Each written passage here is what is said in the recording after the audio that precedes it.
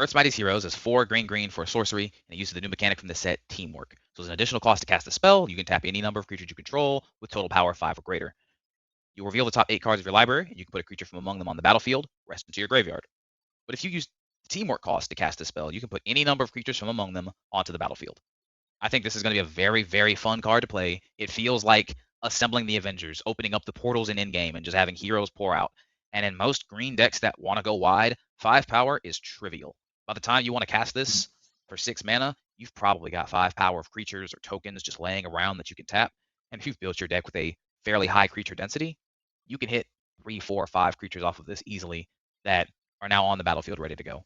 So I think this will do a very good job of translating that feeling that you get from watching the movies, from enjoying the comics, and seeing. We love those panels with tons of heroes on them, or the parts where everybody comes in to save the day. This translates that very, very well into Magic.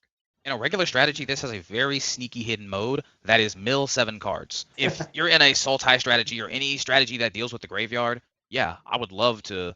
If I'm behind, sure, I'll spend 6 mana to go put 7 cards in my graveyard. That'll fuel Delve. Maybe I have some flashback things that get put in there. Any of your Tevel type decks that want those cards there. We'll love the option of either, hey, we can have a big splashy play to put things on the field, or we can fill up our graveyard and have some stock to use from there. Yeah, I'm very much a player who views my graveyard as my second hand, so put cards in your graveyard is never a downside for me, only an upside. I think the other color from this set that I would pair it from is white in that Selesnya archetype, where we see kind of some go wide things and ideas, especially with the Black Panther. Even you see a lot of the go wide ideas there. When you have those tokens out, it's very easy to find that 5 power for Teamwork, and those decks are running a lot of creatures with good enter the battlefield effects.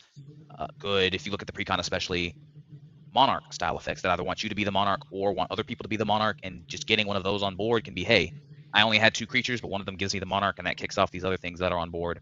So I think green-white, even if you look outside of this set, if you're maybe not a super big Marvel person, but you're looking to splash this in with another deck that you have, your green-white decks might be on Moonshaker Cavalry or Craterhoof that you could hit, or they could just be on general Selesnya value. I like that they kept it in just greens. You can choose to put it in the Selesnya go wide or the Gruul be big and be stompy.